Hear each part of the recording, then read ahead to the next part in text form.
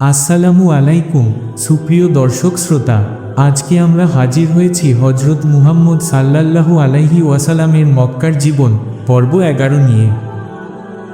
এবারের পর্বে থাকছে রাসূল সাল্লাল্লাহু আলাইহি ওয়াসাল্লামের বিবাহ, সন্তান সন্ততি, তার জামাতাগণ, কাবাগৃহ পুনর্নির্মাণ এবং মুহাম্মাদের মধ্যস্থতা। দেরি না করে চলুন আমরা মূল ভিডিওতে ফিরে যাই। এরকম নিত্য নতুন ইতিহাস এবং ইসলামিক ভিডিও পেতে আমাদের চ্যানেলটি সাবস্ক্রাইব করে সাথেই থাকুন।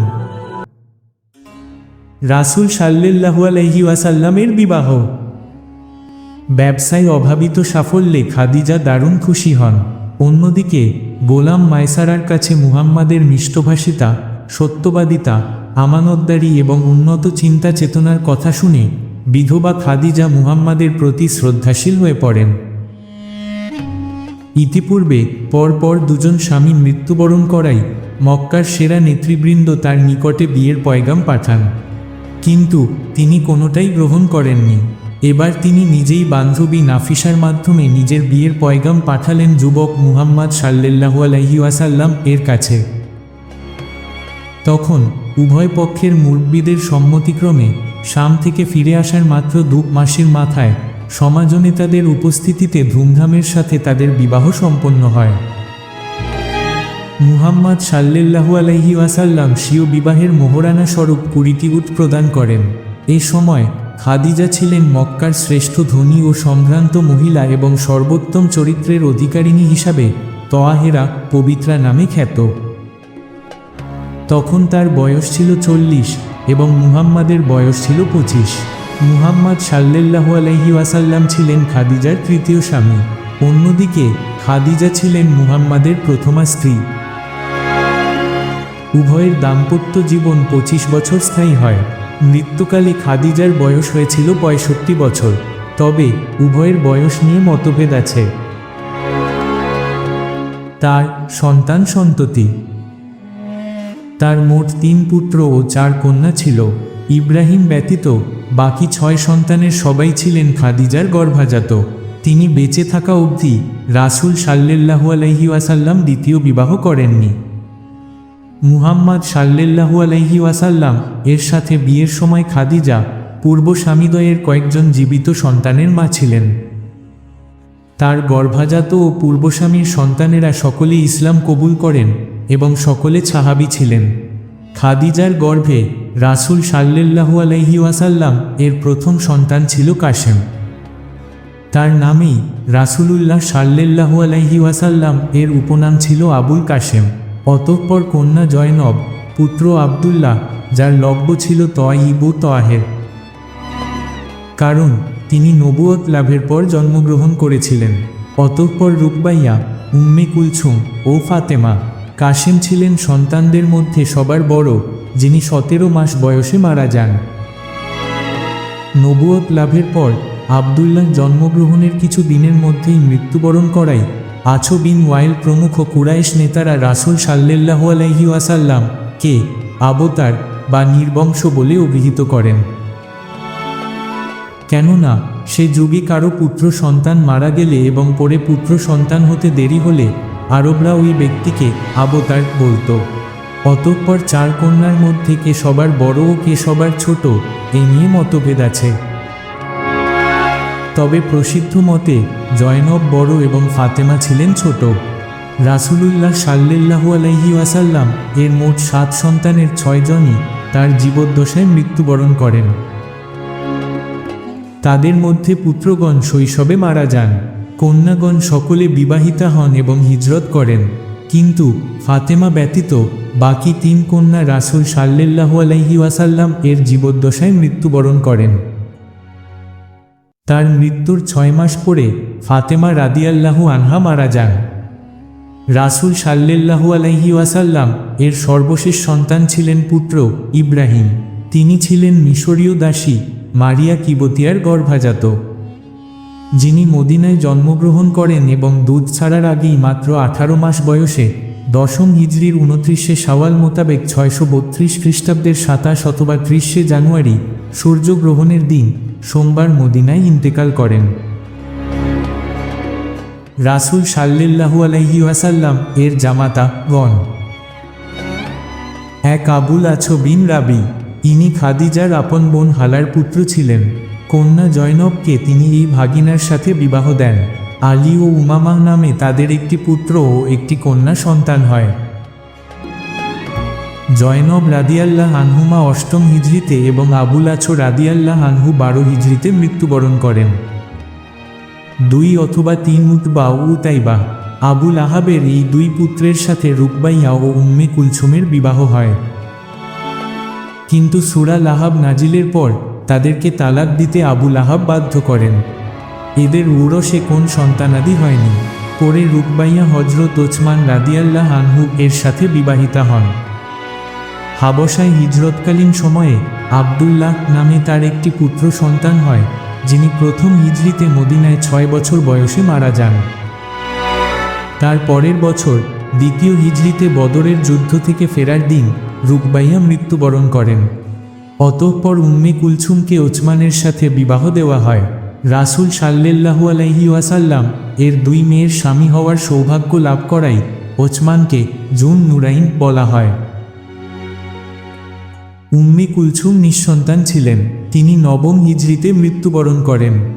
৪ আলী ইবনু আবি তালেব, দ্বিতীয় হিজরির সফর মাসে তার সাথে ফাতেমা রাদিয়াল্লাহ আনহুমা এর বিবাহ হয়। হাসান, হোসাইন, উম্মে কুলসুম ও জয়নব নামে তার গর্ভাজাত ৪টি সন্তান ছিল। অনেকে মুহসিন ও রুকবাইয়া নামে আরও ২টি সন্তানের কথা বলেছেন, যারা শিশু অবস্থায় মারা যায়।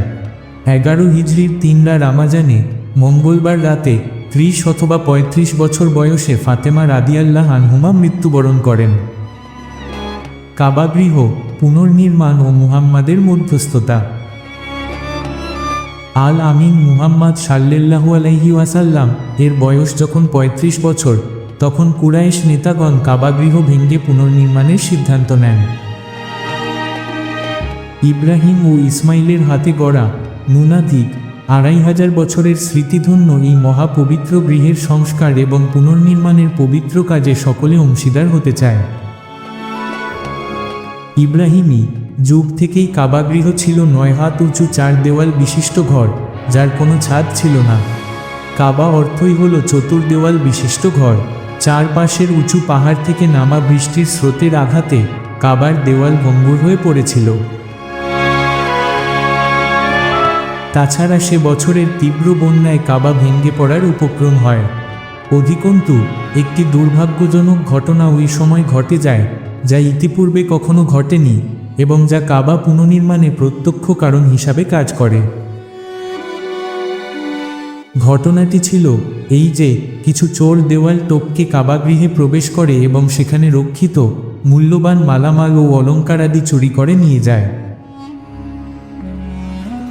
কাবাগৃহ পুনর্নির্মাণের উদ্দেশ্যে কুরাইশ নেতৃবৃন্দ বৈঠকে বসে স্থির করেন যে এর নির্মাণ কাজে কারো কোনো রূপ হারাম মাল ব্যয় করা হবে না।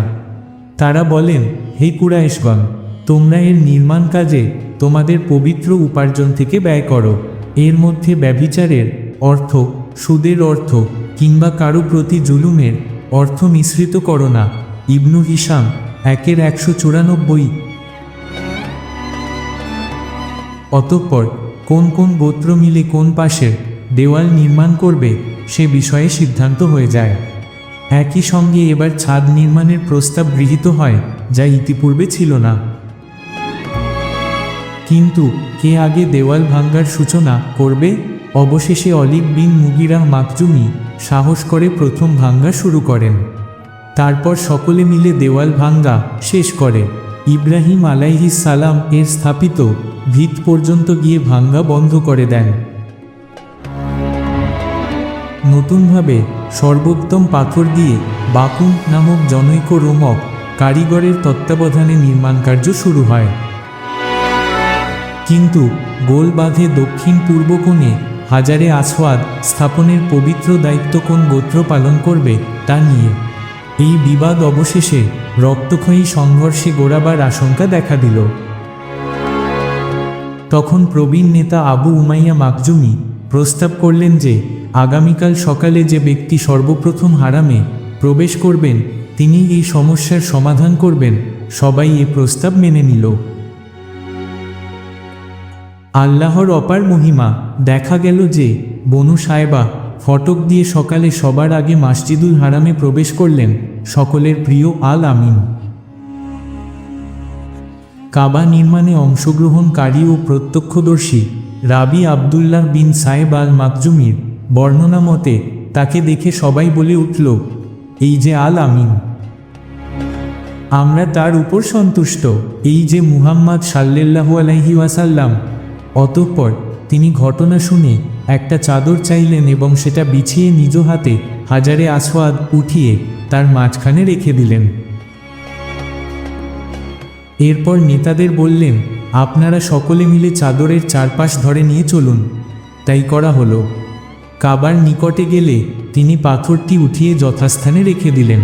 এই দ্রুত ও সহজ সমাধানে সবাই সন্তুষ্ট হয়ে মুহাম্মাদের তারিফ করতে করতে চলে গেল। আরবরা এমন এক যুদ্ধ থেকে বেঁচে গেল যা 20 বছরেও শেষ হতো কিনা সন্দেহ। এই ঘটনায় সমগ্র আরবে তার প্রতি ব্যাপক শ্রদ্ধাবোধ জেগে উঠল। নেতাদের মধ্যে তার প্রতি একটা স্বতন্ত্র সম্ভ্রমবোধ সৃষ্টি হল। উল্লেখ্য, নবুয়ত লাভের পূর্ব পর্যন্ত কুরাইশগণ রাসূলুল্লাহ সাল্লাল্লাহু আলাইহি ওয়াসাল্লাম কে শ্রদ্ধা ভরে আল আমিন বলেই ডাকত। ইবনু হিশাম 198। কাবাগৃহ নির্মাণের এক পর্যায়ে উত্তরাংশের দায়িত্বপ্রাপ্ত বনু আদি বিন কাব বিন লুয়াই তাদের হালাল অর্থের কমতি থাকায় কাজ সম্পন্ন করতে ব্যর্থ হয়। ফলে মূল ভিতের ওই অংশের প্রায় 7 হাত জায়গা বাদ রেখেই দেওয়াল নির্মাণ করা হয়, যা হাতিম বা পরিত্যক্ত নামে আজও ওইভাবে আছে। সেই কারণে হাতিমের বাইরে দিয়েই তওয়াফ করতে হয়, ভিতর দিয়ে নয়। রাসূলুল্লাহ সাল্লাল্লাহু আলাইহি ওয়াসাল্লাম মক্কা বিজয়ের পরে ওই অংশটুকু কাবার মধ্যে শামিল করে মূল ইব্রাহিমী ভিতের উপর কাবা পুনর্নির্মাণ করতে চেয়েছিলেন, কিন্তু মুসলিম কুরাইশরা সেটা মেনে নেবে না ভেবে তিনি বিরত থাকেন। বুখারী হাদিস 1586। এ কারণেই বলা হয়ে থাকে, মন্দ প্রতিরোধ অধিক উত্তম কল্যাণ আহরণের চাইতে। উল্লেখ্য যে হিজরতের 18 বছর পূর্বে কাবাগৃহ পুনর্নির্মাণ সমাপ্ত হয়। ইবনু হিশাম 197 টিকা 3। সুপ্রিয় দর্শক শ্রোতাবৃন্দ, আজকের ভিডিওতে এই পর্যন্তই। বিস্তারিত থাকছে পরবর্তী পর্বে। হযরত মুহাম্মদ সাল্লাল্লাহু আলাইহি ওয়াসাল্লাম এর মক্কার জীবনের বাকি পর্বগুলো যদি মিস করে থাকেন, তাহলে আমাদের চ্যানেলে গিয়ে ভিডিওগুলো দেখে আসতে পারেন। এতক্ষণ আমাদের সাথে থাকার জন্য আপনাদেরকে অসংখ্য ধন্যবাদ। এরকম নিত্য নতুন ইতিহাস এবং ইসলামিক ভিডিও পেতে আমাদের চ্যানেলটি সাবস্ক্রাইব করে সাথেই থাকুন। সবাই ভালো থাকবেন। আল্লাহ হাফেজ।